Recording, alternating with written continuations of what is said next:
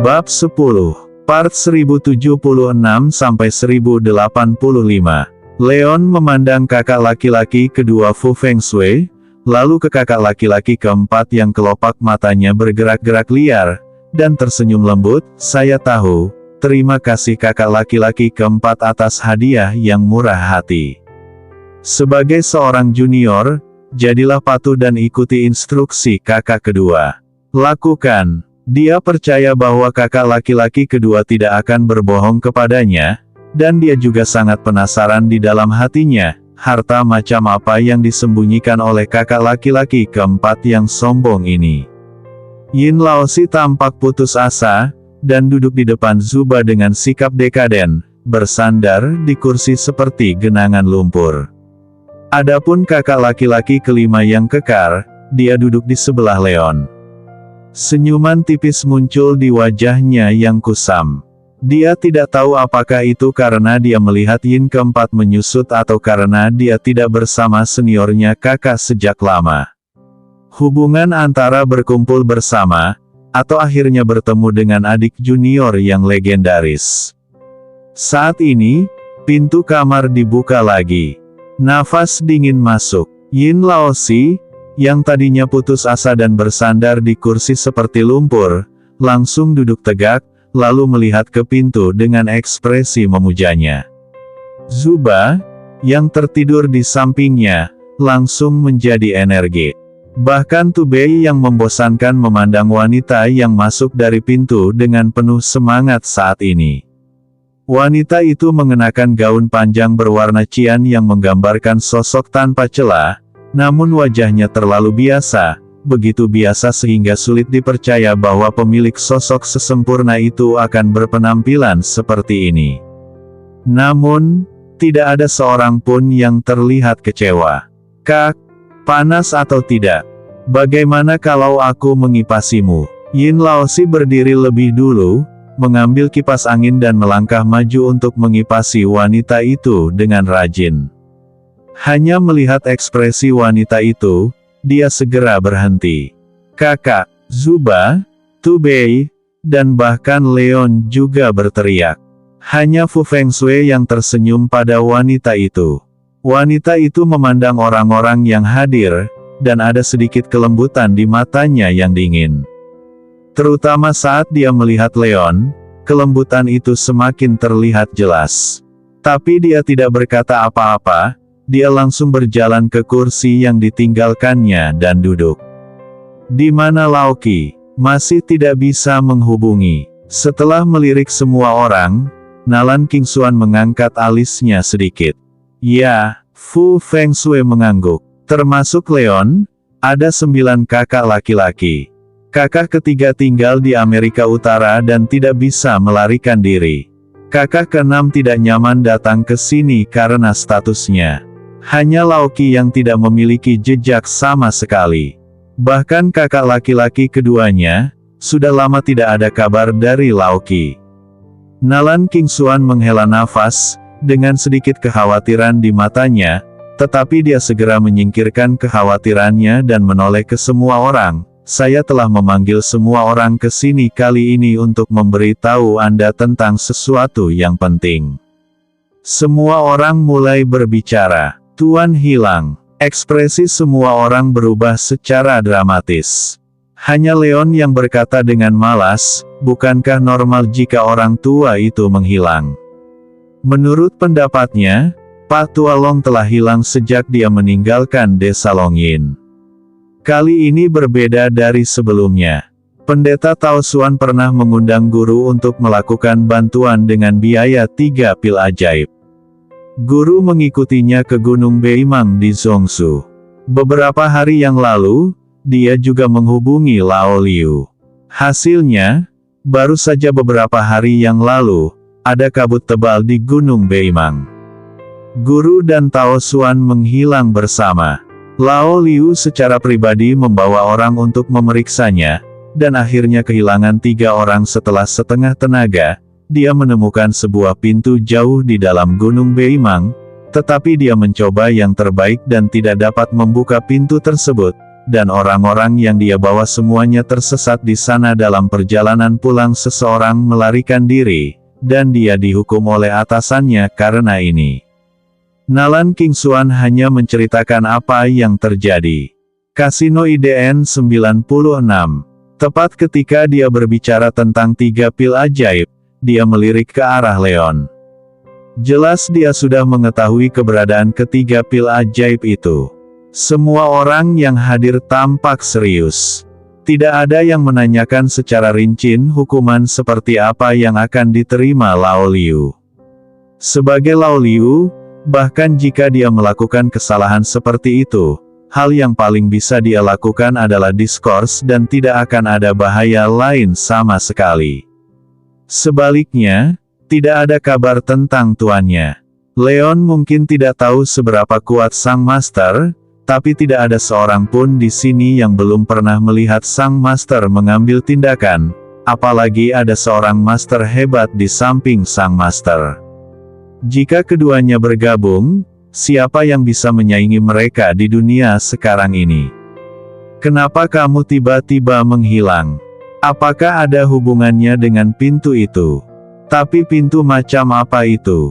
Sebuah pintu. Apakah ada 2 permata merah tua di pintu itu? Leon tidak memperhatikan ekspresi Nalan Kingxuan, tapi entah kenapa memikirkan mimpi yang dia alami beberapa hari terakhir ini. Dalam mimpi, selain kabut berwarna merah darah, sebuah pintu akan muncul dari waktu ke waktu. Tidak, itu hanya pintu batu berwarna abu-abu kehitaman. Nalan Kingxuan menggelengkan kepalanya. Lalu dia bertanya lagi, apakah kamu pernah melihat jenis pintu yang kamu sebutkan? Tidak, aku terus memimpikannya pintu seperti itu akhir-akhir ini. Nalan Kingxuan merenung sejenak dan tidak yakin apa hubungan antara pintu dalam mimpi Leon dan pintu yang dijelaskan oleh Lao Liu, namun pada akhirnya dia tidak melanjutkan diskusi dan terus berbicara kepada semua orang, sudah diblokir dari atas. Area tersebut telah ditutup dan tidak ada orang lain yang diizinkan masuk. Master Jiwa Naga juga telah memasukinya, dan bahkan Master Pavilion dari Sushan telah secara sukarela pergi ke Gunung Beimang, dan kami tidak bisa duduk diam dan menunggu kematian. Nalan Kingxuan selesai, dan memandang semua orang. Leon segera mengerti bahwa Nalan Kingxuan telah membawa mereka ke sini hanya untuk pergi ke Gunung Beimang untuk mencari Pak Tualong. Dia tidak menolak hal ini sama sekali. Entah itu lelaki tua malang sebelumnya atau tuan yang menjadi semakin misterius dalam pikirannya, dia selalu sangat baik padanya, meskipun dia terlihat riang dan memanggilnya tua. Laki-laki, tapi di dalam hatinya, dia seperti saudaranya sendiri. Sekarang dia hilang, dia mungkin menghadapi bahaya, dan Leon tentu saja tidak akan mengabaikannya. Terlebih lagi, dia selalu merasa bahwa pintu yang mungkin menyebabkan Pak Tualong menghilang seharusnya memiliki hubungan tertentu dengan pintu dalam mimpinya. Dan panggilan Xiao Sixiu kepadanya dalam mimpinya sepertinya datang dari pintu itu. Kapan kita akan berangkat? Leon bertanya. Malam ini. Nalan Kingxuan melontarkan 2 kata. Leon mengangkat alisnya, sangat cemas. Sepertinya dia hanya bisa mengucapkan selamat tinggal pada Lan Yue dan yang lainnya melalui telepon. Tapi Nalan Kingxuan terus berkata, tetapi kamu dan Lao Ba harus tinggal di Susu. Leon memandang Nalan Kingxuan dengan bingung. Saudara ke-8 pandai dalam bidang kedokteran dan memiliki kekuatan rata-rata. Dia sekarang berada di puncak 9 alam, dan kekuatan tempurnya bahkan sebanding dengan Master Alam Zong. Mengapa Anda masih harus tinggal ketika Anda sangat membutuhkan tenaga? Adik laki-laki, ini maksudnya di atas. Ini bukan wilayah sekte. Dilarang memasuki area itu. Melihat kebingungan Leon, Fu Fengshui menjelaskan dengan sangat serius. Kelopak mata Leon bergerak-gerak liar. Ini bukan ranah sekte. Dilarang masuk. Bukankah itu berarti semua orang yang hadir, kecuali dirinya dan Zuba, telah memasuki ranah sekte. Ketika Fu Fengshui melangkah ke ranah sekte, dia akan tahu bahwa kemunculan kakak laki-laki keempat juga merupakan ranah sekte. Kakak laki-laki kelima bahkan tidak memiliki energi sejati yang mengalir di sekelilingnya. Apakah dia juga berada di alam sekte? Adapun kakak perempuannya, kapan dia memasuki dunia sekte? Kakak senior, saya bisa masuk ke dunia sekte kapan saja. Leon menatap langsung ke arah Fu Fengshui. Pak Tua Long adalah majikan mereka dan majikannya sendiri sesuatu terjadi pada orang tua itu. Begitu Leon mengatakan ini, kakak laki-laki keempat dan kakak laki-laki kelima semua memandang Leon dengan heran. Adik laki-laki muda ini tampaknya berusia paling banyak 20-an. Dia sudah mencapai puncak alam ke-9. Bisakah Anda tetap masuk ke dunia sekte kapan saja? Mengapa bakat ini terasa lebih kuat daripada bakat kakak senior? Saya tahu, tetapi Anda adalah kepercayaan terbesar guru. Tidaklah bijaksana untuk menerobos situasi terlebih dahulu dalam masalah ini dan meninggalkan bahaya tersembunyi untuk budidaya di masa depan. Fu Fengshui tidak terkejut sama sekali, seolah-olah apa yang terjadi pada Leon membuatnya tidak ada yang akan terkejut. Tapi, Leon benar-benar ingin mengatakan bahwa kamu telah menerobos dunia terlebih dahulu untukku. Tapi sekarang apa artinya menerobos terlebih dahulu? Tapi begitu dia mulai berbicara, Nalan Qingxuan dengan dingin menyela, kamu tidak mempercayai kami. Leon menelan ludah, dia tidak punya niat seperti itu. Adik laki-laki, kamu tidak perlu khawatir. Kultivasi guru tidak dapat diduga. Bahkan jika dia menghadapi masalah, dia akan baik-baik saja. Kami pergi ke sana karena kami ingin mengetahui alasan hilangnya guru. Tidak akan ada bahaya. Saat kamu tinggal di Susu, ada beberapa hal penting yang perlu kamu lakukan. Fu Fengshui tersenyum. Kakak laki-laki, tolong beritahu aku. Leon tahu bahwa ini adalah semacam perlindungan baginya oleh kakak dan adik seniornya, tapi bagaimanapun juga dia adalah kakak laki-laki, dan dia tidak tahan dengan kakak dan adik senior ini dalam hal ini. Penting, terutama kakak perempuannya. Tampaknya kecuali keduanya selain rekan magang seniornya, bahkan rekan magang senior keempat dan kelima pun kagum padanya. Pertama, kami telah mengetahui bahwa pemimpin kelompok Qinglong dari pengawal bayangan kerajaan Sith ada di Susu, dan identitasnya tidak terkalahkan. Kami membutuhkanmu untuk bekerja sama dengan jiwa naga untuk menemukannya. Tapi aku sudah melakukannya. Keluar dari jiwa naga, kata Leon tak berdaya. Fu Fengshui tersenyum dan memandang Nalan Qingxuan, yang mengambil sebuah token dan melemparkannya ke Leon. Leon mengambilnya dan melihat bahwa itu sangat mirip dengan tanda yang diberikan oleh Ouyang Suo kepadanya sebelumnya. Namun, bagian tengah dari tanda itu diukir dengan pola biduk, dan yang melambangkan bintang Tianxuan, Jumen, adalah terukir di atasnya. Bintang-bintang berwarna emas. Mulai sekarang, kamu adalah pemimpin tim jiwa naga Tianxuan, kata Nalan Qingxuan dingin. Leon melihat token di tangannya dengan heran. Grup Tianxuan. Jiwa naga mempunyai 7 kelompok yang sangat kuat, yang masing-masing diberi nama sesuai dengan 7 bintang biduk. Tianxuan Star hanya berada di belakang Tianxu Star. Bukankah itu berarti kekuatan tim Tianxuan menempati urutan kedua di antara 7 grup? Leon ingat bahwa pria bernama Long Yao, yang seumuran dengannya, hanyalah pemimpin dari kelompok cahaya berfluktuasi peringkat ke-7, tetapi kakak perempuannya selalu menjadi pemimpin kelompok Tianxuan. Sekarang dia telah menjadi pemimpin tim. Akankah dia segera memiliki beberapa orang super kuat di bawah komandonya? Kasino IDN 96. Namun, anggota tim akan mengikuti saya ke Gunung Beimang. Anda dapat melakukannya sendiri untuk merekrut anggota tim. Ketua tim jiwa naga dapat langsung menunjuk anggota tim di bawah. Sebelum Leon bersemangat, Nalan Kingsuan sebuah baskom air dingin telah dituangkan. Semua anggota tim telah diambil. Akankah anggota tim di masa depan harus direkrut sendiri? Bukankah itu berarti yang tersisa benar-benar kosong? Tunggu, kakak senior, bukankah kakak kedua baru saja mengatakan bahwa hanya alam sekte yang dapat memasuki area itu? Leon tiba-tiba teringat apa yang dikatakan Fu Fengxue tadi. Ya, anggota timku semuanya berasal dari tingkat sekte, kata Nalan Kingsuan dengan santai. Petik 2 petik 2. Leon terdiam. Anggota dari kelompok yang sama semuanya berasal dari sekte.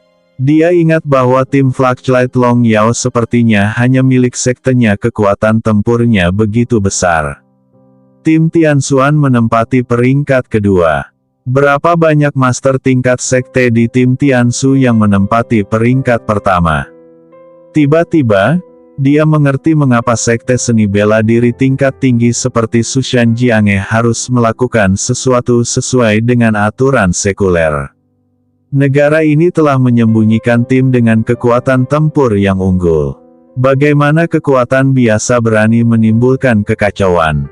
Melihat ekspresi Leon yang tidak bisa berkata-kata, Fu Fengxue tersenyum.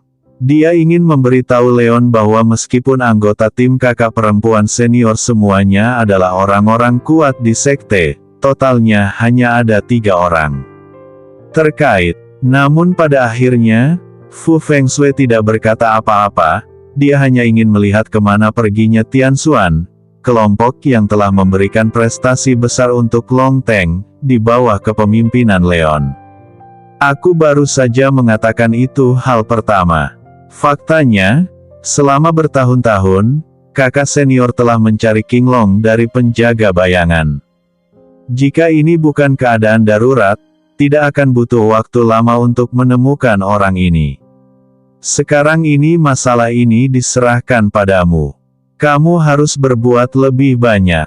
Hati-hati, dimengerti. Leon mengangguk. Yang kedua adalah proyek Cahaya Harapan. Bagaimanapun juga, proyek ini tidak boleh jatuh ke tangan orang lain. Inilah mengapa Anda harus tetap di sini. Leon mengangguk. Proyek Cahaya Harapan adalah proyek yang dia promosikan sendirian. Dia telah hilang selama lebih dari sebulan, dan banyak orang sudah berencana untuk mengambil tindakan mungkin terjadi. Yang ketiga, hati-hati dengan Menara Yanyu. Jika ada kesempatan, sebaiknya kendalikan. Informasi dari Menara Yanyu sangat berguna, kata Fu Fengxue lagi. Leon mengangguk, menunjukkan bahwa dia ingat. Fu Fengxue mengatakan beberapa hal lagi, dan Leon menuliskannya satu demi satu. Oke, semua yang perlu dijelaskan sudah dijelaskan. Ayo bersiap-siap berangkat. Ingatlah untuk pergi ke rumah harta karun kakak keempatmu dan dapatkan lebih banyak harta, kata Fu Fengxue sambil tersenyum. Kulit Yin Laosi tiba-tiba berubah warna menjadi pare. Leon tersenyum, lebih canggung daripada sopan. Tapi ketika beberapa orang hendak pergi, Leon tiba-tiba memikirkan sesuatu. Tunggu sebentar, aku juga punya hadiah untuk beberapa kakak dan adik.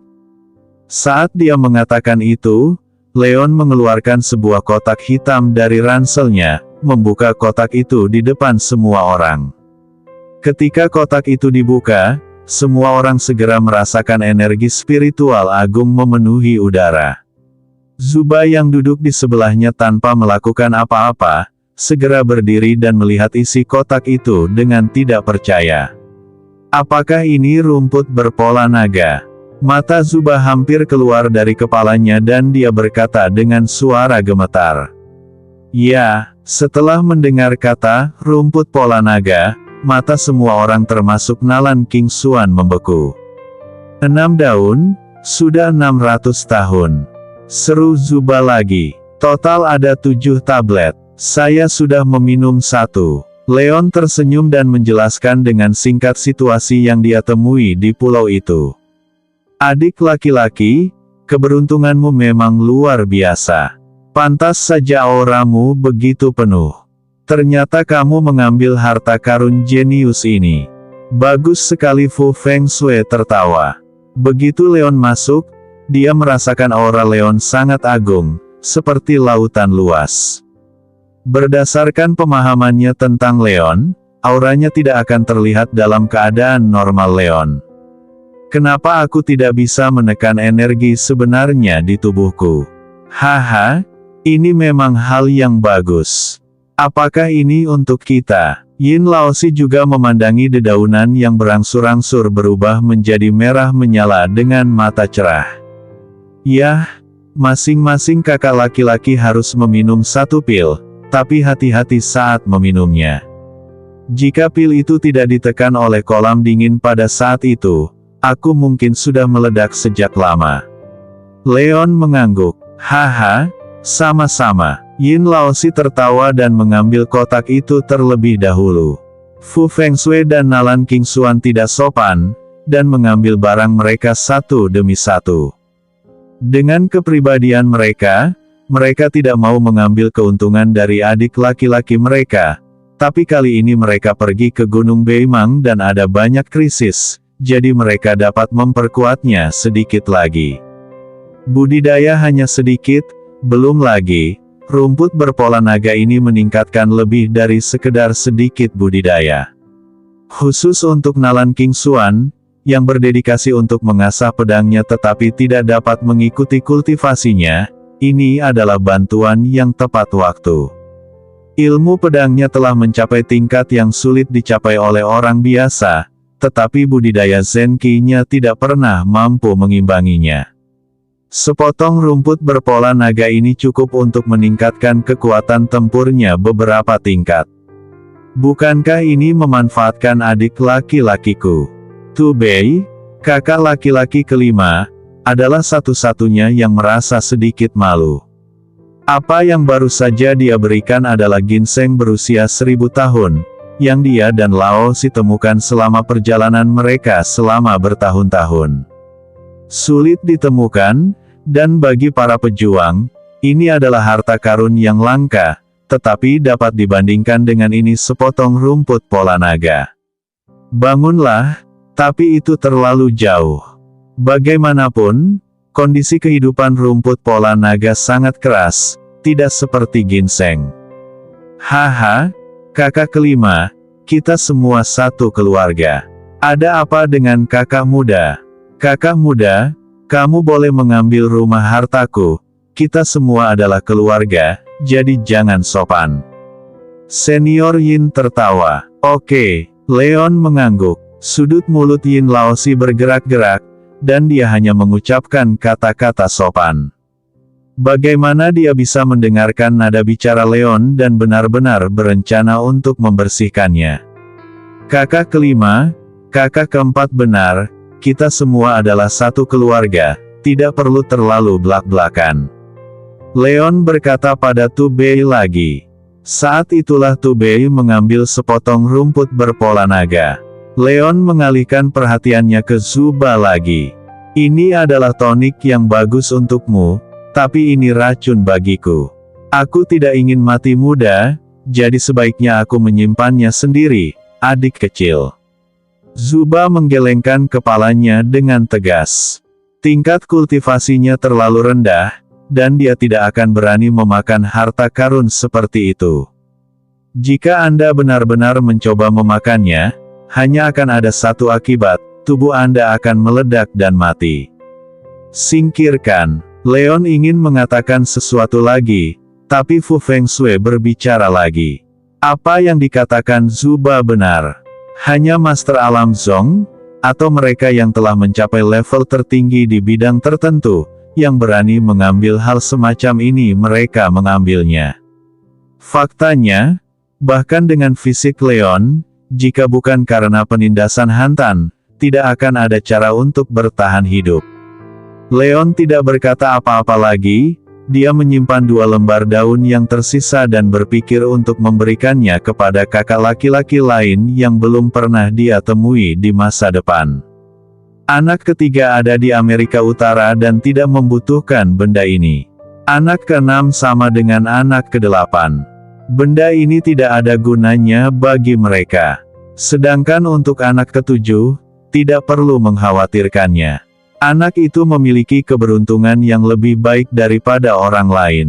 Dia tidak pernah jika kamu melewatkan sesuatu, sebaiknya kamu menyimpannya dan mengambilnya sendiri. Fu Fengshui melihat sekilas pikiran Leon dan tersenyum.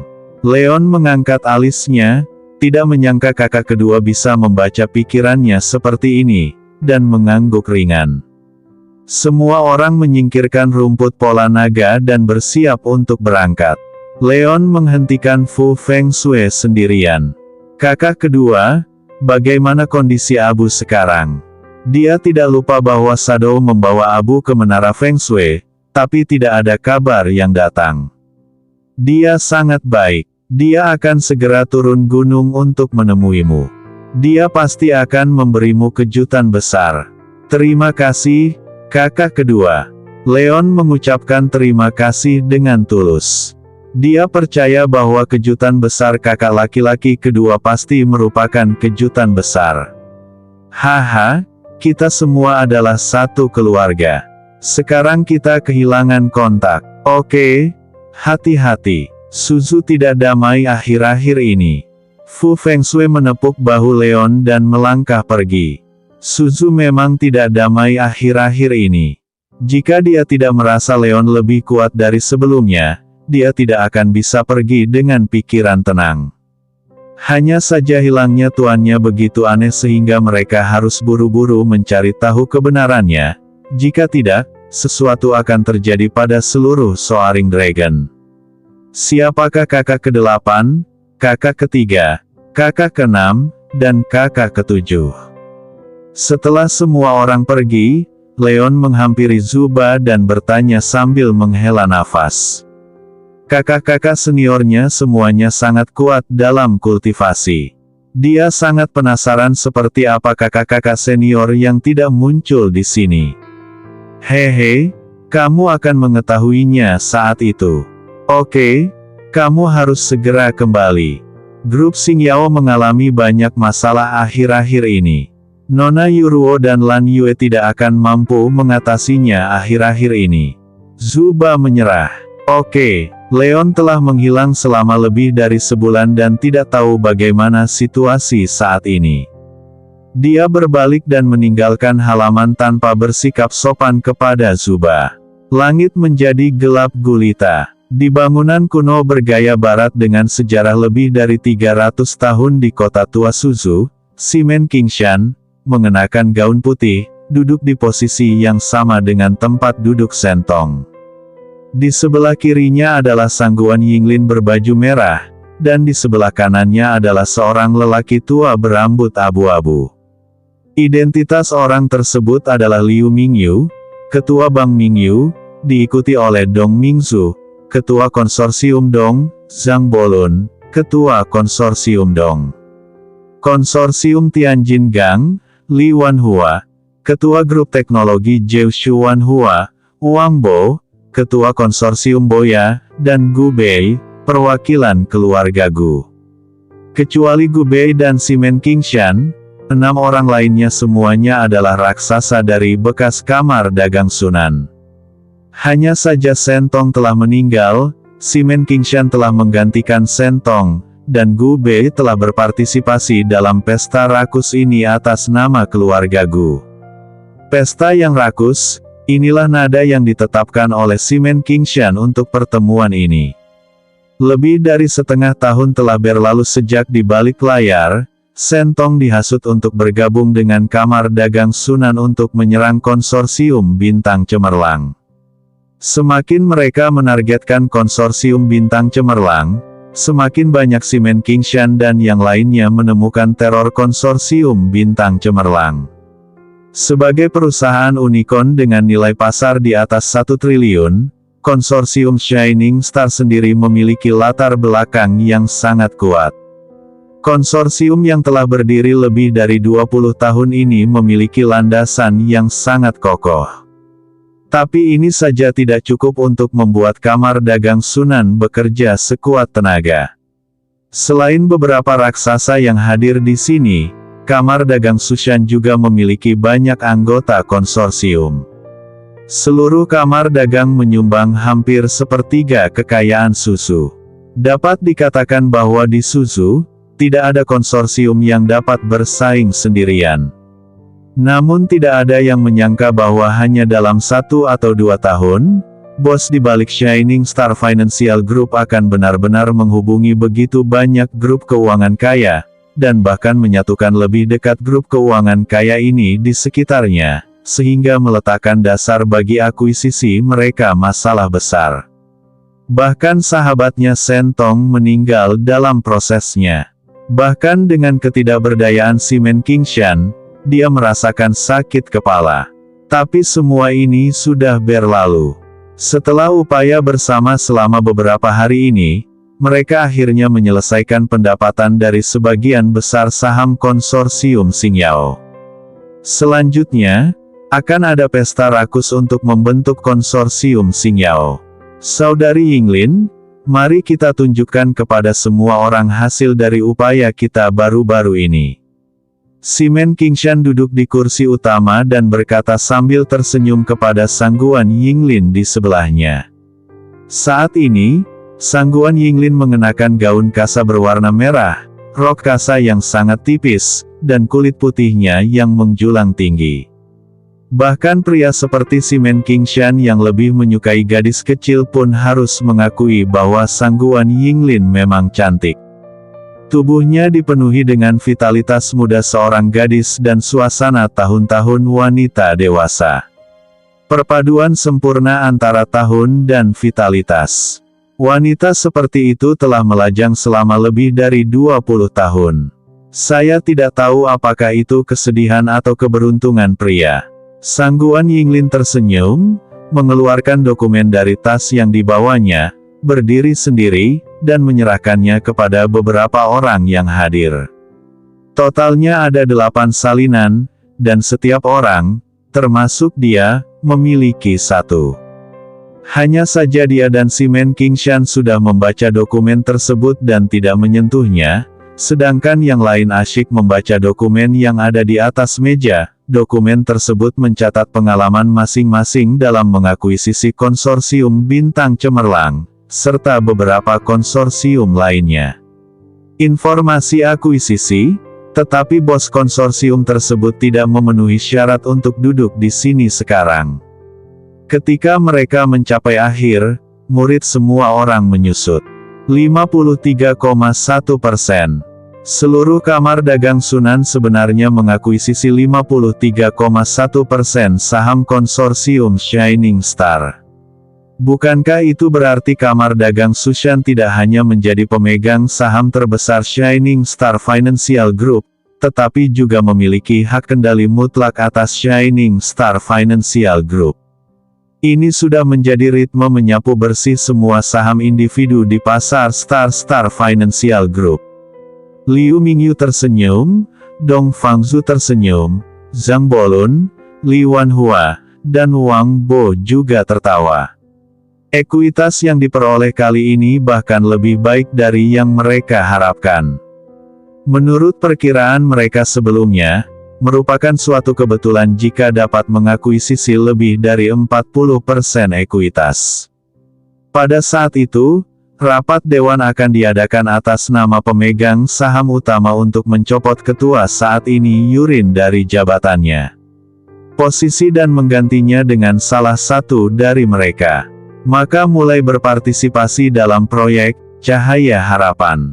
Itu adalah tujuan akhir mereka, namun kini tampaknya mereka memiliki hak kendali mutlak dan tidak perlu lagi mengkhawatirkan pendapat pemegang saham lainnya. Mata Gubei juga berkilat kaget. Dokumen ini juga berisi saham yang diperolehnya beberapa hari terakhir. Awalnya ia ingin menunggu hingga rapat pemegang saham untuk melihat pendapat pemegang saham lainnya sebelum memutuskan apakah akan mengikuti instruksi kakeknya. Jika Simon Qingshan benar-benar dapat meyakinkan pemegang saham lain untuk memecat Yurin, dia dapat menggunakan alasan bahwa situasinya sudah berakhir dan bertentangan dengan keinginan kakeknya dan melawan Leon. Tapi melihat hasil ini, dia bahkan tidak punya pilihan. Bahkan jika dia mengikuti instruksi kakeknya dan memihak Leon, lalu kenapa? Jadi bagaimana jika Leon meyakinkan semua pemegang saham lainnya? Kamar dagang Sushan masih memegang inisiatif mutlak. Kamu siu kalah. Orang yang merasa benar sendiri itu benar-benar kalah kali ini, dan akan kalah secara menyedihkan. Dia terlalu malas untuk memikirkan bagaimana reaksi Leon setelah kekalahannya. Dia sudah mulai berpikir tentang bagaimana mendapatkan sepotong kue terbesar untuk keluarga Gu di pesta rakus ini. Semua orang juga telah melihat bahwa kepentingan ekuitas ini adalah milik kita. Selama semua orang bekerja sama, seluruh perekonomian Suzu akan dikendalikan oleh kita dalam beberapa dekade mendatang. Melihat senyuman di wajah semua orang, Simon Qingshan tersenyum lembut. Perang mal yang telah berlangsung selama beberapa bulan akhirnya akan segera berakhir. Selama tidak ada perbedaan pendapat di antara orang-orang yang hadir, konsorsium bintang cemerlang akan jatuh ke tangan mereka tanpa ada peluang untuk melawan. Dia percaya bahwa tidak ada orang yang cukup bodoh untuk melakukan sesuatu yang luar biasa ketika dihadapkan pada sepotong kue sebesar itu. Ini adalah keinginan seluruh kamar dagang Sunan. Siapapun yang berani melanggar keinginan ini akan dihancurkan tanpa ampun. Senyuman di wajah semua orang menjadi lebih cerah. Setelah mencaplok konsorsium bintang cemerlang dan menduduki proyek Cahaya Harapan, ditambah dengan saluran mereka di berbagai bidang utama, perekonomian Suzu akan benar-benar dikuasai sepenuhnya oleh mereka dalam beberapa dekade mendatang. Siapapun yang tidak menuruti kemauannya akan dihancurkan tanpa ampun. Kemenangan ini pada akhirnya akan menjadi milik mereka. Bahkan Sang Guan Yinglin memiliki senyuman tipis di wajahnya, seolah dia merasakan kenikmatan karena balas dendam besar akan segera terbalas. Memikirkan rumor keluhan antara Sang Guan Yinglin dan Zheng Nan, senyuman tipis muncul di sudut mulut Simon Qingshan. Mungkin, ketika masalah ini selesai, dia bisa sepenuhnya memenangkan hati wanita ini. Tong. Wanita, sekarang Shen Tong sudah meninggal, sebagai saudara, dia harus memenuhi keinginannya untuk Shen Tong, bukan? 3 hari kemudian, Simon Qingshan, dengan mengenakan jas putih dan dengan sengaja berdandan, tiba di gedung kantor konsorsium bintang cemerlang di Suzu. Juga datang bersamanya adalah Liu Mingyu, ketua Bank Mingyu. Keduanya memiliki ekspresi di wajah mereka. Wajahnya sambil tersenyum, dia melangkah ke dalam gedung sebagai pemegang saham konsorsium Xingyao. Hari ini, di gedung ini, sebagai pemegang saham utama, mereka akan memecat ketua Shining Star Financial Group dan mengambil kendali penuh atas Shining Star Financial Group. Ketika Simon Qingshan dan Liu Mingyu datang ke ruang konferensi bersama-sama, ruang konferensi sudah penuh dengan orang. Sang Guan Yinglin, Dong Fangsu, Zhang Bolun, Li Wanhua, Wang Bo, dan Gu Bei semuanya ada di sana. Tersenyum pada sekutunya, Simon Qingshan dengan santai menemukan tempat duduk di belakang dan duduk. Agar tidak menarik perhatian konsorsium Xingyao, sebagian besar dana keluarga Simon digunakan untuk membeli ekuitas grup Sang Guan Yinglin. Pada akhirnya, diam-diam Sang Guan Yinglin menyelesaikan akuisisi ekuitas konsorsium Xingyao. Dia memiliki sangat sedikit ekuitas. Sebagai pemegang saham kecil, Anda harus memiliki kesadaran sebagai pemegang saham kecil dan tidak perlu duduk di depan. Saya hanya perlu duduk di sudut dan perlahan menikmati pertunjukan luar biasa yang telah dipersiapkan selama lebih dari setengah tahun ini. Tidak lama setelah Simon Qingshan duduk, pintu ruang konferensi dibuka lagi, dan 3 sosok masuk. Berjalan di depan adalah seorang pria muda berusia 20-an, mengenakan satu set pakaian kasual berwarna putih, dengan rambut hitam tergantung di kepalanya, memperlihatkan wajah yang lembut. Di belakangnya ada dua wanita yang berpenampilan sempurna. Orang di sebelah kiri mengenakan setelan profesional berwarna putih abu-abu keperakan, dengan rambut hitam diikat menjadi ekor kuda, memperlihatkan wajah yang dingin dan cantik. Orang di sebelah kanan mengenakan congsam putih dengan sulaman bunga peoni biru di atasnya. Leon, Kinlanyu, Yurin. Melihat dua wanita cantik mengikuti seorang pria muda, termasuk Simon Qingshan, hati mereka penuh dengan kecemburuan, tetapi mereka berpikir bahwa mereka akan segera mengambil pemuda milik mereka. Senyuman tipis muncul lagi di sudut mulut Simon Qingshan. Dia bahkan memikirkan apakah anak laki-laki itu akan langsung marah dan melakukan sesuatu yang luar biasa setelah dia mengetahui bahwa semua yang ditinggalkan ayahnya akhirnya diambil. Begitu dia melakukan sesuatu yang luar biasa di sini, dia akan menunjukkan bahwa mungkin kamu bisa mengambilnya tindakan pribadi untuk membuatnya mengerti bahwa ada surga di luar dunia dan ada akal di luar dunia. Hei! Ada begitu banyak wajah baru sebagai pemegang saham kali ini. Leon melirik semua orang di ruang konferensi, dan akhirnya matanya tertuju pada Simon Qingshan, dengan niat membunuh muncul jauh di matanya. Dia tidak akan pernah melupakan apa yang orang ini ingin lakukan pada Xie Xiaotao. Namun di permukaan, dia memiliki senyuman ramah. Haha, Simon Qingshan tersenyum, tidak memperhatikan niat membunuh di mata Leon. Saya sangat senang bahwa konsorsium kami dapat menarik begitu banyak pemegang saham baru untuk bergabung. Terima kasih atas kepercayaan Anda pada konsorsium Xingyao. Saudari Yuruo, izinkan saya mengirimkan laporan keuangan tahun ini kepada Anda terlebih dahulu. Leon menyembunyikan niat membunuhnya dan duduk di kursi depan sambil tersenyum. Yurin dan Kinlanyu duduk di kedua sisinya. Yurin menyerahkan laporan keuangan yang telah disiapkan sejak lama kepada sekretaris rapat dan membagikannya kepada semua orang. Seluruh pemegang saham, baik pemegang saham baru maupun pemegang saham lama, memperhatikannya dengan serius.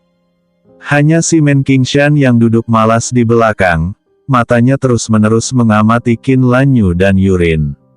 Semakin dia melihat lebih dekat, semakin dia menemukan bahwa tidak ada yang salah dengan kedua wanita ini. Yang satu dingin dan menyendiri, yang lain lembut dan baik hati. Jika kedua wanita ini bisa dibawa ke kamar bersama, itu pasti akan menjadi hal terindah di dunia. Namun, melihat Leon yang duduk di antara kedua wanita itu, Simon Qingshan juga mengerti bahwa jika dia ingin membawa kedua wanita ini, dia hanya perlu mengendalikan mereka. Konsorsium bintang cemerlang saja tidak cukup. Kita harus menemukan cara untuk menyingkirkan orang ini. Dalam waktu singkat, semua orang telah selesai memeriksa laporan keuangan konsorsium Xingyao selama setahun terakhir, dan banyak orang memasang ekspresi serius di wajah mereka. Beberapa raksasa kamar dagang Sunan, termasuk Liu Mingyu. Sejujurnya, dalam menghadapi serangan habis-habisan oleh kamar dagang Sunan, Yurin, sebagai ketuanya, mampu mempertahankan kinerja konsorsium Xingyao, dan bahkan keuntungannya terus meningkat beberapa poin. Meskipun sulit juga bagi mereka untuk melakukannya. Wanita ini tidak sederhana. Begitu dia dicopot dari jabatan ketua, harga saham grup Xingyao pasti akan sangat bergejolak. Namun, mengingat dia dan orang lain mengakuisisi ekuitas Shining Star Foundation bukan untuk tumbuh bersama Shining Star Foundation, tetapi untuk mengambil alih kendali proyek Light of Hope, apa bedanya jika harga saham Shining Star Foundation berfluktuasi sedikit? Setelah menyelesaikan akuisisi lengkap proyek Cahaya Harapan, mereka dapat melarikan diri sepenuhnya. Apakah kamu keberatan dengan laporan ini? Yurinlah yang berbicara. Sebagai ketua direksi, yang harus ia lakukan hanyalah bertanggung jawab kepada setiap pemegang saham. Tidak, semua orang menggelengkan kepala. Jika tidak ada keberatan lain, maka agenda kedua pertemuan kita adalah tentang rencana pengembangan konsorsium tahun depan. Yurin tersenyum tipis dan hendak mengeluarkan informasi kedua yang telah dia siapkan. Liu Mingyu, yang duduk di sebelah kanan, angkat bicara, "Nona Wood, sebelum melanjutkan dengan agenda kedua, beberapa pemegang saham baru kami ingin mengatakan sesuatu." "Tuan Liu, tolong katakan." Yurin masih terus tersenyum. "Kami merasa Nona Wood terlalu muda dan tidak cocok untuk posisi ketua konsorsium," kata Liu Mingyu sambil tersenyum. Begitu kata-kata ini keluar, ekspresi banyak orang di aula konferensi sedikit berubah. Tetapi para pemegang saham, yang dipimpin oleh beberapa raksasa dari Kamar Dagang Sunan, semuanya menunjukkan senyuman tipis. "Tuan Liu, yang diadakan hari ini adalah rapat pemegang saham, bukan rapat dewan direksi. Bukankah pantas membicarakan urusan ketua?" Wajah Yurin tidak berubah, dan dia masih sedikit tersenyum. "Haha, sesuai aturan konsorsium, selama lebih dari separuh pemegang saham setuju, maka rapat direksi bisa diadakan. Sayangnya, banyak pemegang saham kita yang ingin mengadakan kembali rapat direksi." Liu Mingyu berkata sambil tersenyum tipis. "Oh, siapa lagi di sana?" Yurin terlihat sangat penasaran. "Aku, Dong Mingzu." Yang berada di sebelah Liu Mingyu mengangkat tangannya terlebih dahulu, disusul oleh Sangguan Yinglin, Zhang Bolun, Li Wanhua, Wang Bo, Simen Qingshan dan lainnya, termasuk beberapa orang yang telah direkrut oleh Kamar Dagang Sunan untuk waktu yang lama. Melihat para pemegang saham yang dibeli oleh para raksasa mengangkat tangan, Gu Bei pun mengangkat tangan kanannya sambil tersenyum.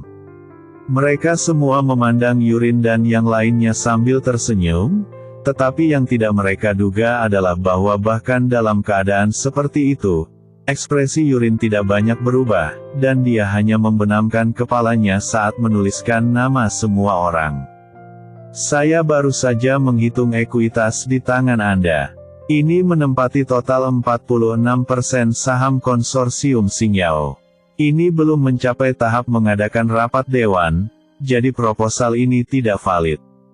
Yurin akhirnya mengangkat kepalanya, berkata kepada semua orang sambil tersenyum.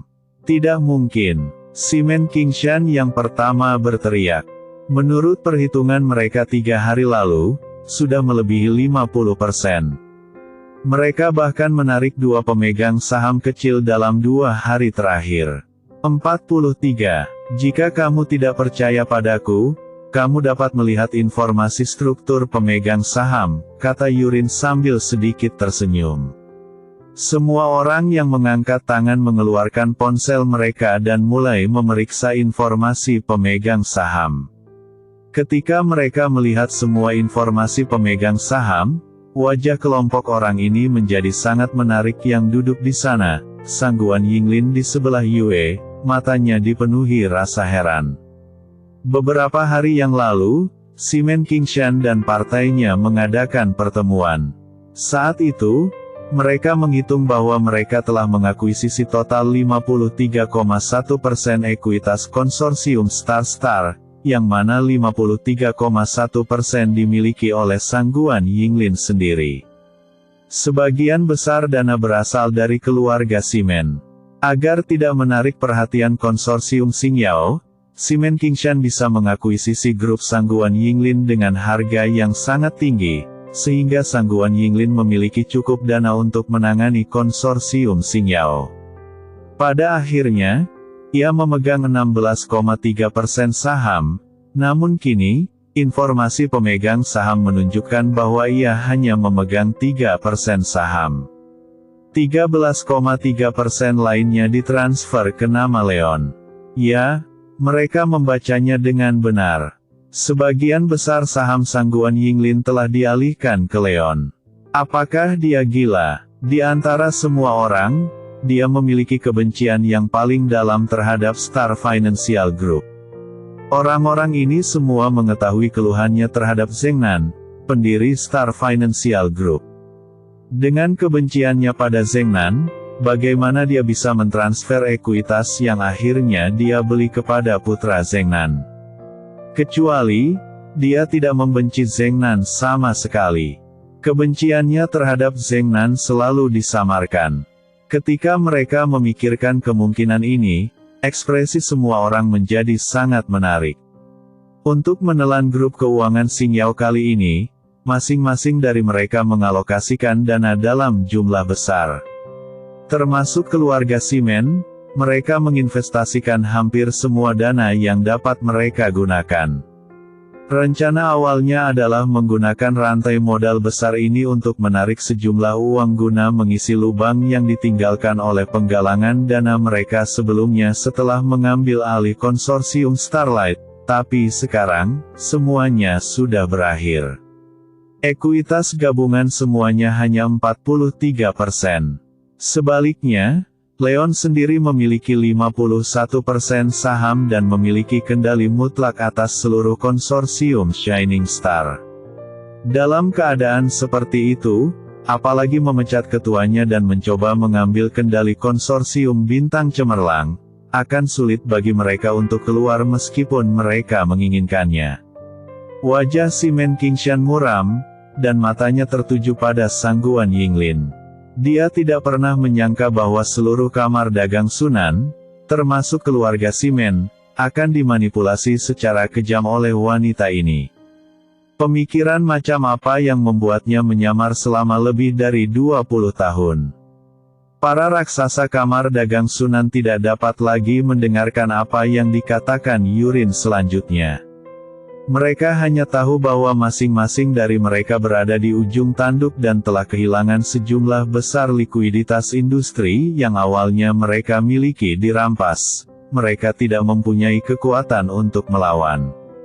Ayo pergi. Simen Qingshan mendengus dingin. Perkembangan masalah ini jauh melampaui ekspektasinya.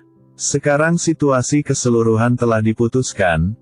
Tidak masuk akal bagi dia dan orang lain untuk tinggal. Hanya ketika Simen Qingshan berdiri, dia terkejut saat mengetahui bahwa tidak ada satupun raksasa kamar dagang Sunan yang bersamanya yang bangkit. Wajah Simen Qingshan ternyata sangat jelek. Pada saat ini, dia akhirnya mengerti bahwa wanita jalang itu, Sangguan Yinglin dan Leon, telah bekerja sama dengan semua orang. Tujuannya bukan hanya untuk menggunakan dana yang mereka investasikan untuk operasi, tetapi juga untuk mengambil kesempatan ini. Mengikat semua raksasa bisnis di Suzu ke dalam satu perahu. Orang-orang ini telah menginvestasikan sebagian besar modal likuid mereka, dan begitu mereka pergi, mereka tidak akan mampu lagi menolak. Jika Anda ingin bertahan dan terus melindungi kepentingan Anda sendiri, satu-satunya cara adalah berkompromi dan bekerja sama dengan Leon. Begitu mereka memilih untuk berkompromi dan bekerja sama dengan tulus dengan konsorsium Bintang Cemerlang, dengan mengandalkan ekuitas yang mereka miliki, bahkan jika industri mereka sendiri terpengaruh, mereka akan mendapat untung besar dalam beberapa tahun ke depan. Dan semua ini tidak ada hubungannya dengan diriku sendiri. Toh, ekuitas yang dimilikinya paling kecil, tidak sampai 1%. Berarti bagus. Simen Qingshan mengacungkan jempol pada Leon, matanya penuh kebencian. Tuan muda Simen, ini baru permulaan. Leon tersenyum ke arah Simen Qingshan. Ya, ini baru permulaan. Simen Qingshan menoleh ke kamar dagang raksasa yang gelisah lagi, meninggalkan kata-kata dingin ini dan meninggalkan ruang konferensi. Dalam rencana akuisisi ini, keluarga Simen telah kalah. Tidak hanya keluarga Simen yang kalah, hampir semua keuntungan yang dijanjikan keluarga Sen akan diserahkan juga telah jatuh ke tangan pihak lain. Simen Qingshan tidak berani menghitung seberapa besar kerugiannya kali ini. Dia tahu bahwa mustahil bagi keluarga Simen untuk mendapatkan kembali inisiatif ekonomi. Namun, kemampuan keluarga Simen untuk menjadi salah satu keluarga teratas di Suzhou tidak pernah bergantung pada kekayaan. Baik Liu Mingyu dan Dong Fangzhu memahami ancaman di mata Simen Qingshan. Mereka juga ingin pergi dan menjelaskan kepada Simen Qingshan, tetapi dalam menghadapi investasi ratusan miliar, tidak ada yang berani bergerak sama sekali. Kemungkinan besar akan menahan serangan gabungan dari konsorsium keluarga di belakang konsorsium bintang cemerlang, dan pada saat itu mereka akan menjadi domba gemuk untuk disembelih. Ini pesta rakus, tapi pesta rakus bukan lagi mereka, melainkan pemuda yang duduk di depan. Rapat pemegang saham konsorsium Shining Star berlangsung hingga lewat pukul 5 sore. Setelah pemegang saham lainnya meninggalkan tempat kejadian, Leon berdiri dari tempat duduknya, berjalan ke arah Sang Guan Yinglin, membungkuk hormat ke arah Sang Guan Yinglin dan berkata, "Bibi Lin, terima kasih. Teman terdekat yang pernah dimiliki ayahku. Tidak perlu berterima kasih padaku, ini yang aku janjikan pada ayahmu saat itu." Melihat wajah pria di depannya yang sangat mirip dengan itu, Sang Guan Yinglin tersenyum tipis. Semua orang mengira dia membenci Zheng Nan karena cintanya dan penuh kebencian terhadap keluarga Wu, tapi hanya dia yang tahu di dalam hatinya bahwa tanpa pria itu, dia mungkin hanyalah wanita biasa yang tidak bisa mengendalikan nasibnya sendiri. Mungkin dia adalah seorang bintang besar yang selalu memiliki aturan tak terucapkan. Mungkin dia menikah dengan pria kaya dan menjadi ibu rumah tangga, tapi bagaimanapun juga, tidak sebaik sekarang, di mana dia bisa mengendalikan takdirnya di tangannya sendiri tanpa harus melihat wajah siapapun. Dia penuh cinta dan terima kasih padanya, tapi tidak ada kebencian. Mengontrol kamar dagang Sunan adalah hal yang diinginkan pria itu saat itu. Yang dia lakukan hanyalah memenuhi janji awalnya padanya. Leon terdiam. Dia juga mengetahui beberapa hal tentang Sang Guan Yinglin dan ayahnya dari Qin Mu Feng, dan juga memahami apa yang dia pikirkan tentang ayahnya. Dia seberapa dalam cinta seorang ayah. Ketika dia memikirkan ayahnya, ekspresi Leon menjadi sedikit serius. Sejak dia mengetahui berita bahwa orang tuanya mungkin belum meninggal, yang dia lakukan hanyalah menemukan orang tuanya. Faktanya, dia telah menanyakan tentang tengkorak darah selama lebih dari setengah tahun, namun sejauh ini, belum ada kabar. Organisasi misterius ini sepertinya telah hilang sama sekali. Orang baik punya takdirnya sendiri. Ayahmu bukan orang biasa. Dia tidak akan mati begitu saja. Sang Guan Yinglin menghiburnya dengan lembut seolah dia telah membaca pikiran Leon. Baiklah, Bibi Lin, ini sudah larut. Ayo kita makan bersama. Leon mengangkat kepalanya dan berkata sambil tersenyum. Aku sudah memesan penerbangan ke Maladewa, jadi aku tidak akan menemanimu. Kamu bisa pergi makan sendiri. Maladewa. Leon tercengang. Yah, aku sudah menyelesaikan apa yang aku janjikan pada ayahmu. Sudah waktunya aku berlibur. Oke, kalian harus lebih berhati-hati di masa depan. Aku pergi. Sang Guan Yinglin menepuk bahu Leon dan berbalik sekitar. Berjalan. Bibi Lin, biarkan aku mengantarmu. Leon segera mengikuti. Tidak, supirku ada di bawah. Sang Guan Yinglin tersenyum dan menolak Leon. Leon tidak memaksa, dan menyaksikan Sang Guan Yinglin pergi bersama Yurin dan Qin Lanyu. Sudah larut. Ayo makan bersama untuk merayakan kemenangan ini. Setelah Sang Guan Yinglin pergi sepenuhnya, Yurin berkata sambil tersenyum. Oke, saya tahu ada restoran pribadi baru di Jalan Lingyuan. Rasanya sangat enak. Mengapa tidak pergi ke sana? Oke, Leon tentu saja tidak banyak bicara. Untuk menangani kamar dagang Sunan, Yurin dan Qin Lanyu tidak bersantai satu hari pun dalam beberapa hari terakhir waktu untuk merayakannya. Saat ini, Leon secara pribadi bertindak sebagai pengemudi dan mengantarkan dua wanita cantik menakjubkan itu ke restoran pribadi yang disebutkan Qin Lanyu. Restoran pribadi ini terletak di Jalan Sunan paling makmur di Susu.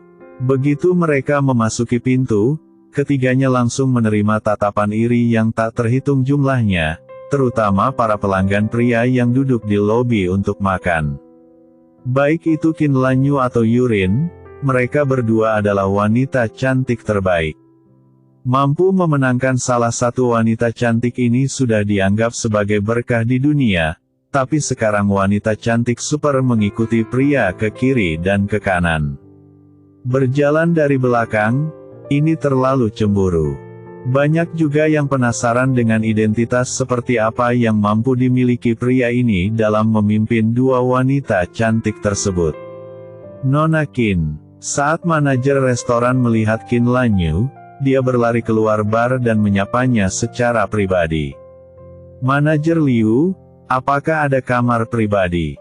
Qin Lanyu, yang pasti pelanggan tetap di sini, tersenyum pada pengunjung itu. Maaf, Nona Qin, saya tidak tahu Anda akan datang. Kamar pribadi sudah dipesan sekarang. Bagaimana kalau saya mencarikan Anda tempat yang lebih tenang? Manajer Liu tersenyum meminta maaf pada Qin Lanyu dan meliriknya lagi di sebelah Qin Lanyu, jantungnya berdetak kencang. Mereka mengatakan bahwa wanita cantik dikelilingi oleh wanita cantik, dan ini benar adanya. Qin Lanyu, yang sudah menjadi kecantikan yang memukau di dunia, kini menghadirkan seorang wanita dengan gaya berbeda, namun tidak kalah dengannya sama sekali. Jantung manajer Liu berdebar kencang. Adapun Leon di depan kedua wanita itu, manajer Liu sama sekali mengabaikannya. Oke, Qin Lanyu tahu bahwa baik Leon maupun Yurin bukanlah orang munafik, jadi dia mengangguk dan setuju. Seolah mandi di angin musim semi, manajer restoran memimpin mereka bertiga menuju ke dalam, dan akhirnya sampai di lokasi dekat sudut. Lingkungan restoran sangat elegan, bahkan boothnya dihias dengan tirai sehingga memberikan privasi yang luar biasa. Mereka bertiga duduk satu demi satu, dengan Leon duduk di tengah dan Qin Lanyu dan Yurin duduk di kedua sisi. Latar belakang seperti apa yang dimiliki anak laki-laki ini sehingga dia begitu beruntung. Saudari Yuruo, lihat apa yang ingin kamu makan. Qin Lanyu menyerahkan menu kepada Yurin tanpa melihat ekspresi manajer. Kamu familiar dengan tempat ini, ayolah. Yurin tersenyum. Qin Lanyu tidak lagi sopan, membuka menu dan mulai memesan. Hal ini membuat manajer Liu sedikit terkejut. Dilihat dari tingkah laku anak laki-laki itu, dia tidak terlihat seperti anak laki-laki cantik tanpa status. Namun, dia tidak berani mengajukan pertanyaan lagi, termasuk terhadap Qin Lanyu. Meskipun dia sangat menyukai Qin Lanyu, dia tidak berani menunjukkan sedikit pun keserakahan. Meskipun dia tidak mengetahui identitas Qin Lanyu, temperamen yang dia tunjukkan sangat mengintimidasi dia. Hanya dengan melihatnya dari kejauhan, dia sudah sangat puas bisa mengatakan sepatah kata pun kepada wanita cantik itu berkah yang luar biasa dalam hidup. Qin Lanyu dengan cepat memesan beberapa hidangan spesial dan sebotol anggur berkualitas, lalu menyerahkan menunya kepada manajer, yang bergegas menyiapkannya. Setelah beberapa saat, manajer secara pribadi membawakan piring dan anggur, menuangkan 3 gelas anggur untuk mereka bertiga, dan kemudian dengan enggan pergi.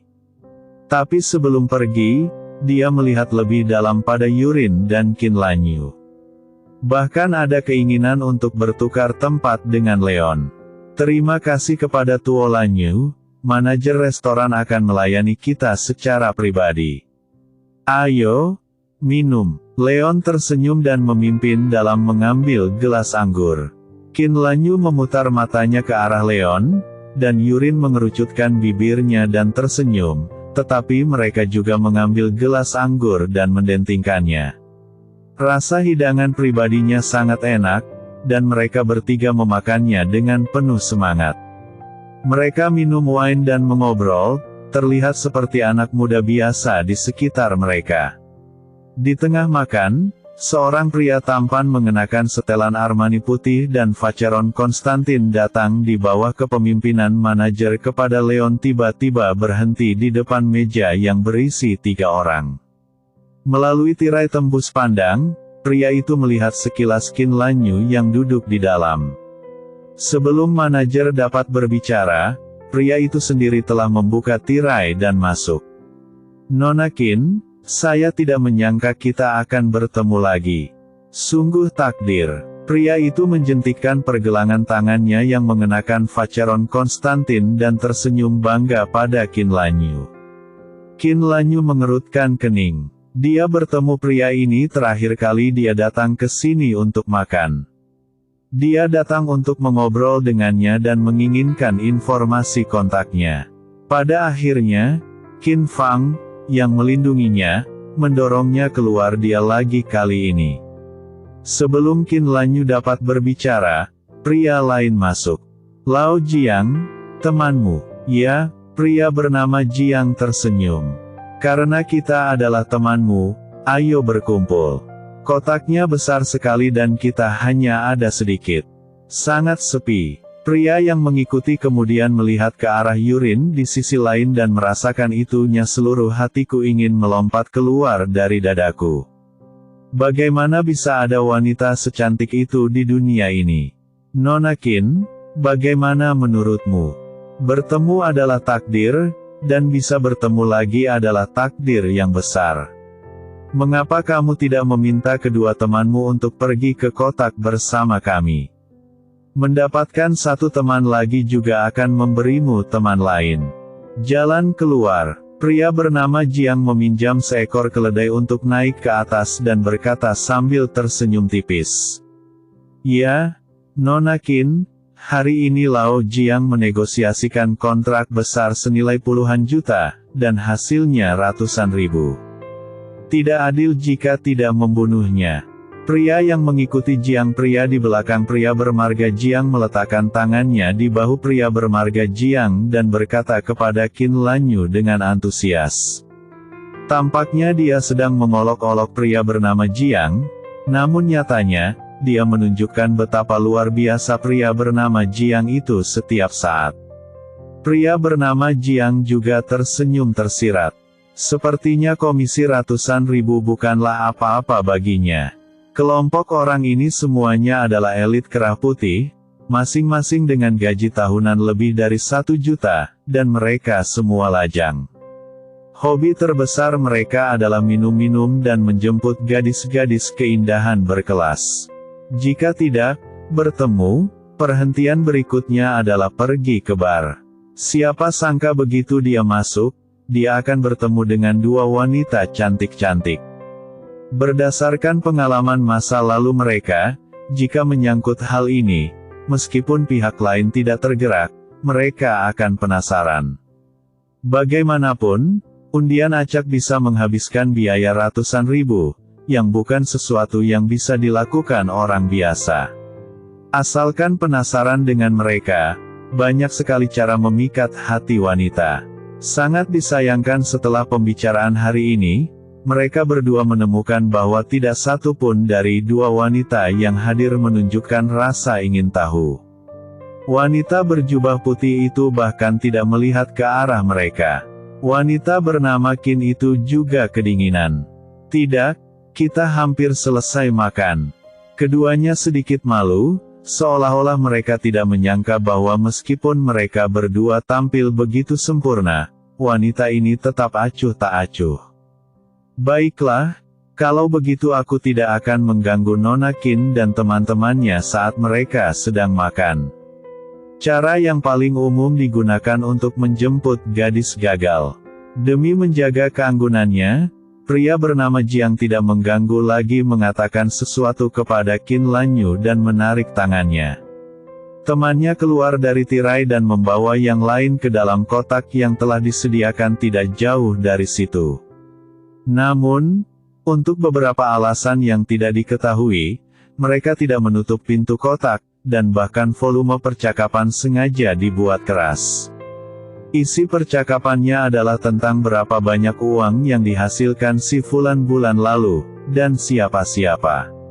Dan itu baru saja membeli satu Ferrari, Fulan berinvestasi di industri besar dan seterusnya. Singkatnya, mereka semua memamerkan kemampuannya. Dia ingin menarik perhatian Qin Lanyu dan kedua gadis itu, tapi sayangnya kedua gadis itu sepertinya tidak mendengarnya dan hanya mengobrol dengan suara pelan. Hal ini membuat beberapa orang di ruangan itu sangat sedih. Sungguh menegangkan makan malam dengan dua wanita cantik. Melihat pandangan sekilas ke dalam kotak, Leon terkekeh. Yurin sedang makan sepotong daging kepiting dan tersenyum saat mendengar kata-kata Leon. Tekanan seperti apa yang mungkin dialami anak Anda? Anda sekarang adalah Presiden Kamar Dagang Sunan dan orang terkaya di susu. Apakah para pekerja kerah putih biasa ini masih dapat menekan Anda? Qin Lanyu juga memutar matanya ke arah Leon dan terlalu malas untuk menanggapi godaan Leon. Bang, alhasil, pada saat itu, pintu sebuah kotak yang tidak jauh dari situ dibuka, dan seorang gadis dengan rok panjang berlari keluar. Dia meraihnya dan menariknya masuk. Samar-samar saya mendengar suara pop, seolah-olah ada yang menamparkan wajah saya. Lalu terdengar suara gemuruh samar, yang sepertinya sedang memarahi gadis itu. Semua orang di sekitar memperhatikan pemandangan ini, tetapi tidak ada yang mengatakan apapun. Beberapa terus memakan makanan mereka, sementara beberapa melihat ke pintu kotak dengan rasa ingin tahu. Anda sepertinya bertanya-tanya apa yang terjadi di dalam kotak. Mengapa sepertinya akan terjadi perkelahian? Hanya mata Leon yang menyipit. Meskipun gadis itu ditarik kembali begitu dia berlari keluar, dia masih mengenali siapa gadis itu secara sekilas. Itu adalah Guan Muyan dari kelasnya. Sudah lebih dari sebulan sejak dia meninggalkan Yunlong Cholege. Dia sibuk akhir-akhir ini. Dia juga tinggal di pulau terpencil selama lebih dari sebulan. Ketika saya melihat Guan Muyan hari ini, saya teringat bahwa saya masih menjadi guru di Yunlong Cholege. Kalian duduk, aku akan pergi melihat. Leon tidak menyangka akan bertemu Guan Muyan di sini, tapi melihat dia diintimidasi, sebagai seorang guru, dia tidak bisa mengabaikannya. Dia mengatakan sesuatu kepada Yurin dan Qin Lanyu, bangkit dan berjalan menuju kotak. Anak ini, apakah dia berencana menjadi pahlawan dan menyelamatkan kecantikan? Yurin belum pernah bertemu Guan Muyan, jadi dia hanya mengira Leon lah yang memiliki rasa keadilan yang kuat. Mungkin dia seorang kenalan. Qin Lanyu tidak yakin, tapi tak satu pun dari mereka peduli. Saya tidak akan khawatir tentang apapun. Kotak tempat Guan Muyan berada tepat di sebelah kotak tempat pria bernama Jiang dan yang lainnya memesan. Leon berjalan ke pintu dan langsung membuka pintu. Tidak ada pemukulan keras di dalam kotak seperti yang saya bayangkan, dan suasananya terlihat sangat harmonis.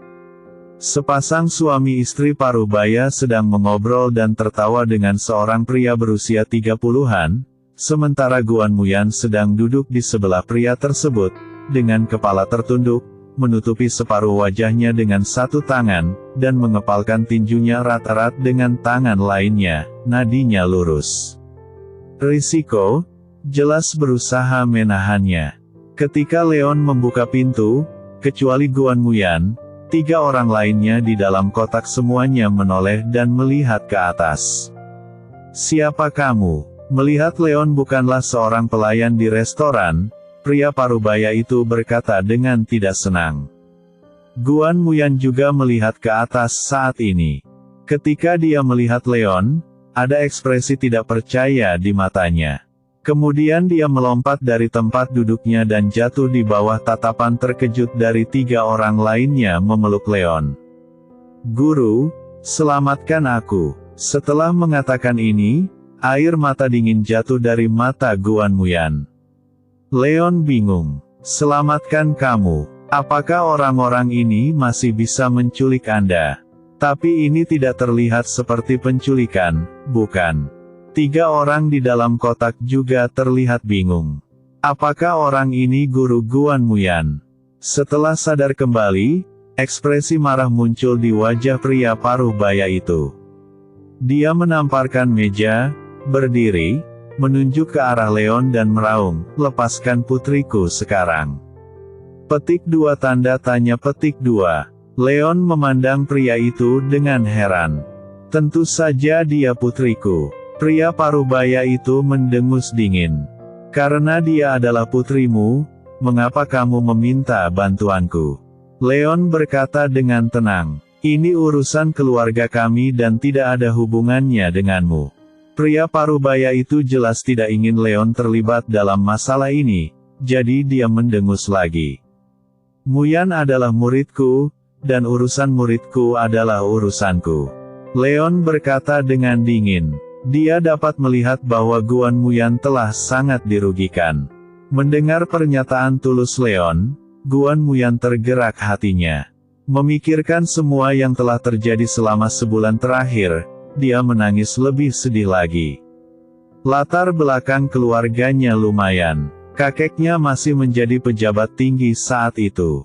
Sayangnya, setelah pensiun, generasi ayahnya tidak bekerja terlalu keras, dan semua koneksi yang dikumpulkan kakeknya saat itu hilang. Situasi keuangan keluarga semakin buruk dari hari ke hari. Agar dapat terus menikmati kehidupan yang sejahtera, ayahnya selalu ingin menikahkan dirinya sebagai komoditas dengan keluarga kaya raya di Susu. Hanya saja kakek masih ada di sini sebelumnya. Meski punya ide seperti itu, dia tidak berani memaksakannya. Tapi kakek meninggal setengah bulan yang lalu. Begitu kakeknya pergi, dia kehilangan dukungan terbesarnya. Ayahnya tidak lagi ragu dan mulai mempromosikan dirinya dengan seluruh kekuatannya. Dia awalnya ingin meminta bantuan Leon, tetapi nomor telepon Leon tidak pernah tersambung. Guan Muyan, yang benar-benar tidak berdaya, diseret ke sini oleh ayahnya untuk menemui pria yang lebih dari 10 tahun lebih tua darinya. Baru saja, demi mendapatkan uang investasi pihak lain, dia bahkan mengisyaratkan pihak lain bisa membawanya pulang malam ini. Saat itu, Guan Muyan sedang patah hati dan ingin segera kabur dari sini, namun ditarik kembali oleh ayahnya. Masih ada rasa sakit yang membara di wajahnya. Menghadapi kekerasan dan ancaman ayahnya, dia tidak berani terus melawan, dan seluruh hatinya sudah putus asa. Tapi siapa yang bisa membayangkan bahwa ketika dia berada dalam kondisi paling putus asa, Leon akan muncul. Pria yang pernah dia impikan bisa membantunya benar-benar muncul. Muridmu, apakah kamu menggendong salah satu muridmu? Apakah kamu ada hubungannya dengan Muyan kami? Ayah Guan Muyan tertegun sejenak, lalu melihat gerakan mesra keduanya, dan tiba-tiba teringat apa, seru. Leon mengangkat alisnya. Kamu adalah binatang buas, kamu berani merayu Muyan kami. Aku akan memanggil pemimpin sekolahmu dan memintanya untuk segera mengeluarkanmu. Ayah Guan Muyan memarahi dengan marah, mengeluarkan ponselnya, dan hendak menelepon pemimpin sekolah. Tapi Leon mengabaikannya sama sekali, dan hanya menundukkan kepalanya dan bertanya pada Guan Muyan, apa yang terjadi? Guru, dia menjual saya kepadanya seharga 10 juta dolar investasi, dan meminta saya untuk tidur dengannya malam ini. Guan Muyan berbalik, menunjuk ayahnya dan pria berusia 30-an dan berkata. Ayah Guan Muyan sangat marah hingga paru-parunya meledak. Putri tidak berbakti ini justru menceritakan hal ini di depan orang luar. Wajah Leon juga menjadi pucat. Dia tidak pernah mengira ayah Guan Muyan akan melakukan hal keji seperti itu dan membiarkan putrinya menemani seorang pria berusia 30-an. Muyan, apa yang kamu bicarakan? Ayahmu juga ingin melakukan yang terbaik. Manajer Zhang harus tampan dan berbakat. Bisa menikah dengannya adalah berkah yang kamu peroleh di kehidupan sebelumnya. Tidak masalah jika kamu tidak tahu bagaimana harus bersyukur. Kenapa kamu masih mengatakan hal seperti itu? Wanita parubaya itu berusaha menenangkan ayah Guan Muyan sambil memarahi Guan Muyan. Guan Muyan mengangkat alisnya. Sebelum dia bisa membantah, wanita itu berbicara lagi, apakah kamu benar-benar menyukai guru yang malang ini? Guan Muyan sangat marah hingga wajahnya berubah. Dia hanya meminta bantuan guru, jadi mengapa dia menjadi orang yang berada di antara dirinya dan Wood? Sebagai seorang guru terkenal, kamu berselingkuh dengan murid perempuanmu sendiri. Kenapa kamu begitu tidak tahu malu? Melihat ekspresi marah Guan Muyan, wanita itu mengira dia sedang diberitahu sesuatu yang ada di pikirannya, dan menudingnya di Leon. Guan Muyan sangat marah hingga seluruh tubuhnya gemetar. Dia tidak pernah menyangka bahwa ibu tirinya begitu pandai membedakan mana yang benar dan mana yang salah. Tidak ada apa-apa, tapi dia mengatakannya seolah-olah itu benar. Guan Muyan sangat marah hingga dia menunjukkan temperamennya sebagai kakak perempuan tertua di sekolah. Dia bergegas mendekat, mengangkat tangannya dan menamparkan wajah wanita itu. Wanita itu sudah bersiap ketika dia melihat Guan Muyan bergegas ke arahnya, dan meraih tangan Guan Muyan. Apakah aku memberitahu seseorang yang tidak waras? Apakah kamu akan melampiaskan amarahmu kepada kekasihmu? Kamu seperti ibumu, tidak tahu malu. Wanita itu mengumpat dengan marah, dan menamparkan wajah Guan Muyan dengan punggung tangannya, menyebabkan Guan Muyan dipukuli, dia tersandung dan terjatuh ke belakang. Untungnya, Leon bereaksi cukup cepat dan membantu Guan Muyan. Dia bukan ibumu. Wajah Leon ternyata muram. Dia tidak pernah menyangka bahwa wanita ini tidak hanya akan memfitnah dia dan Guan Muyan, tetapi juga menamparkan Guan Muyan di depannya. Tidak. Guan Muyan menggelengkan kepalanya dengan sedih. Leon tidak berkata apa-apa lagi, melangkah maju, dan menamparkan wajah orang lain. Meskipun wanita itu telah mengharapkan semua ini, dia langsung ditampar oleh Leon. Seluruh wajahnya bengkak. Ayah Guan Muyan yang sedang menelepon itu tercengang. Pria yang tidak pernah berbicara dan berpenampilan seperti orang sukses itu juga tercengang. Tidak ada yang menyangka guru ini berani menyerang orang tua muridnya.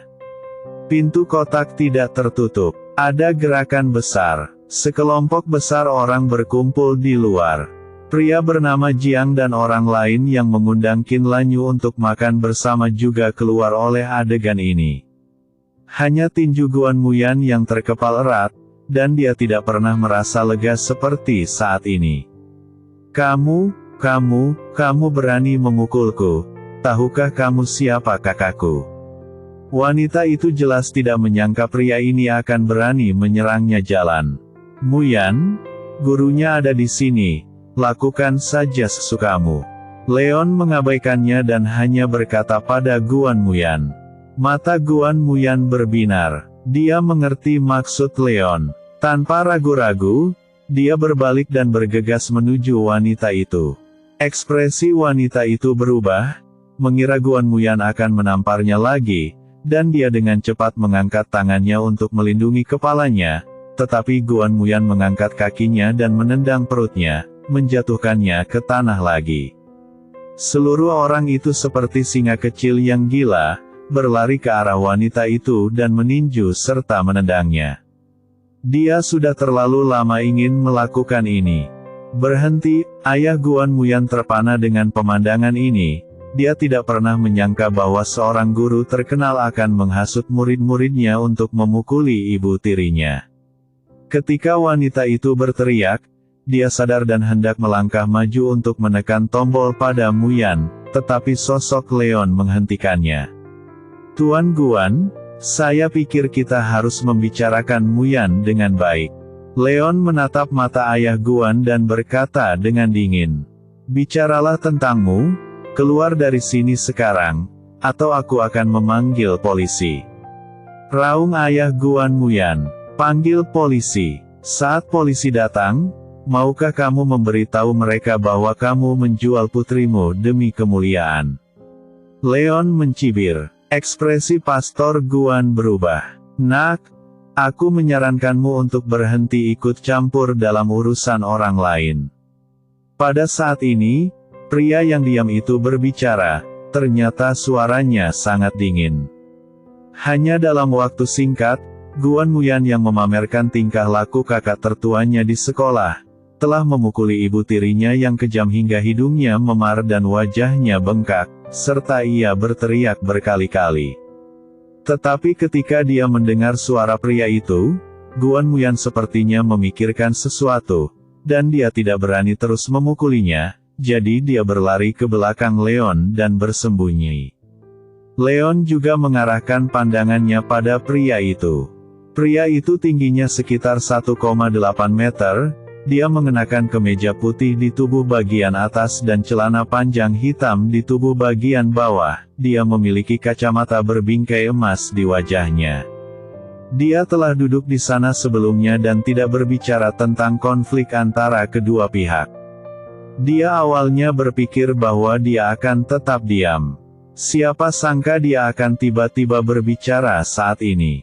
Di luar kotak, pria bermarga Jiang juga memperhatikan kehadiran pria itu, wajahnya sedikit berubah, dan dia dengan cepat datang ke sisi Qin Lanyu dan berkata, Nona Qin, temanmu terlalu impulsif. Saya kenal orang itu. Dia adalah Li Dongming, wakil presiden Bank Mingyu, juga salah satu pemegang saham Bank Mingyu.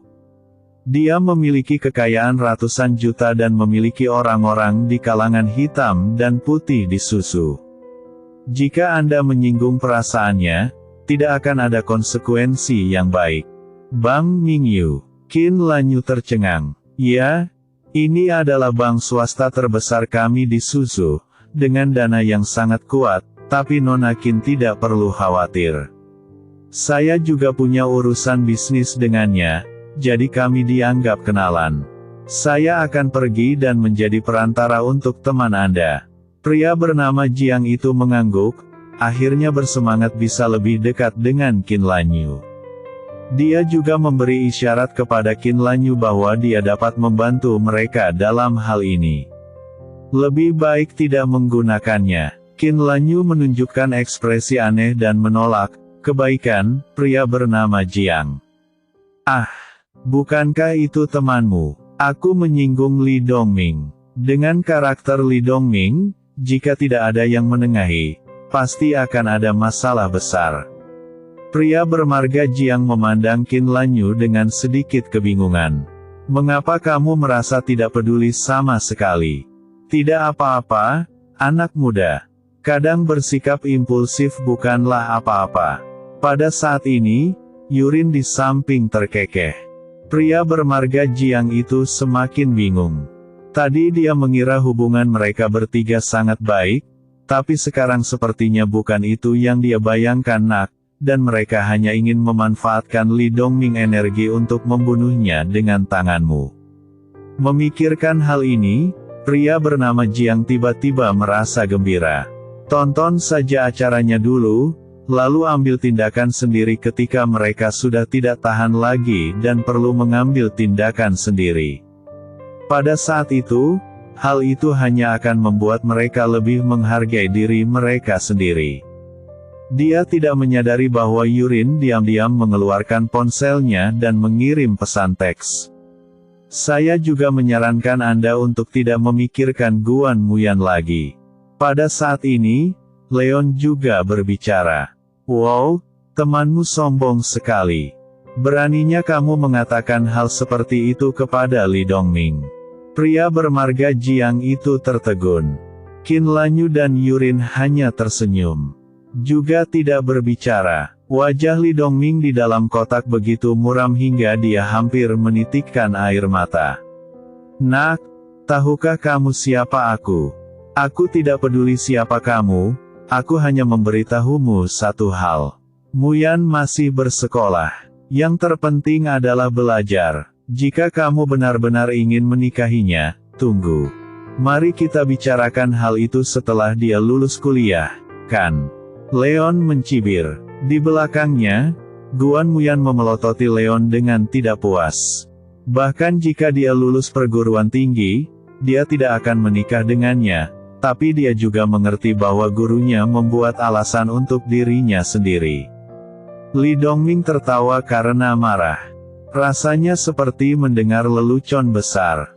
Bukankah alasan dia menyetujui investasi Guan Long di perusahaannya karena dia menyukai putri cantiknya?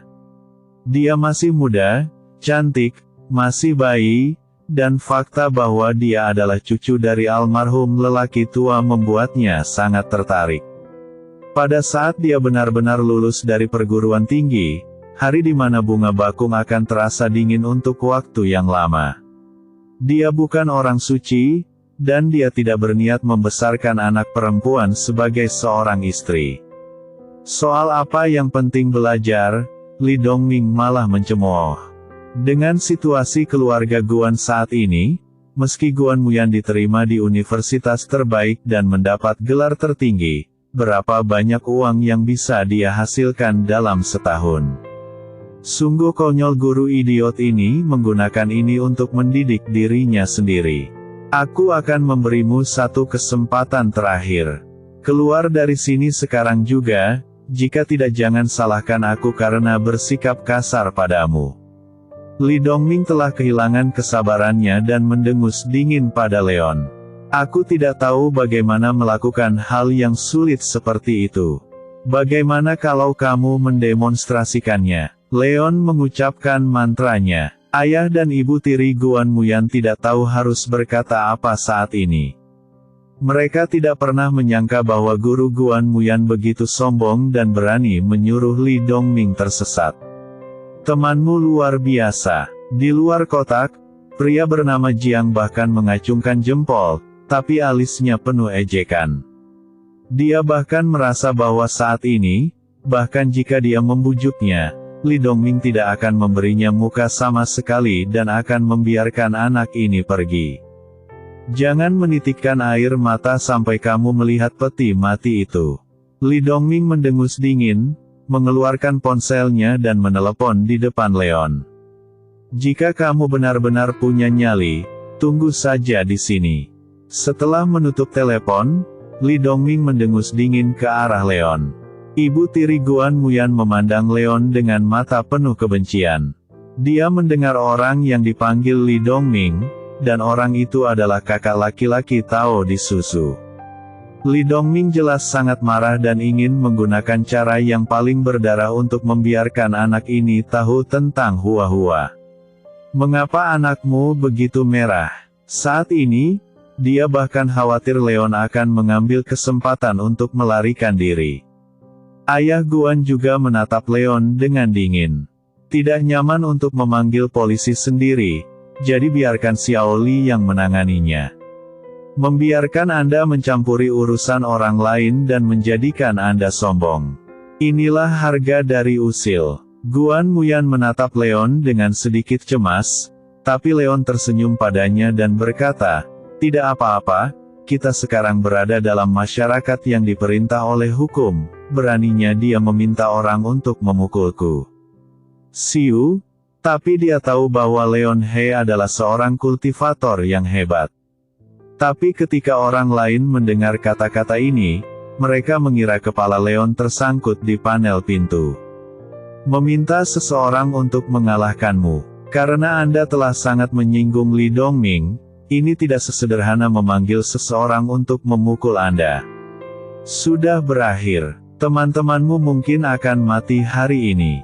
Apakah kamu benar-benar tidak ingin aku maju untuk menjadi perantara? Di luar kotak, pria bernama Jiang masih menolak melewatkan kesempatan untuk pamer di depan Qin Lanyu dan Kamu Yuruo. Tidak perlu. Qin Lanyu dan Yurin menggelengkan kepala pada saat bersamaan. Pria bermarga Jiang tidak bisa berkata-kata dan hanya bisa berdiri di samping dan menonton pertunjukan. Setelah beberapa saat, kakak laki-laki yang dipanggil Li Dongming sudah bergegas bersama orang-orang. Dia melihat ketika lelaki tua itu memandangnya. Pupil lelaki bermarga Jiang itu mengecil.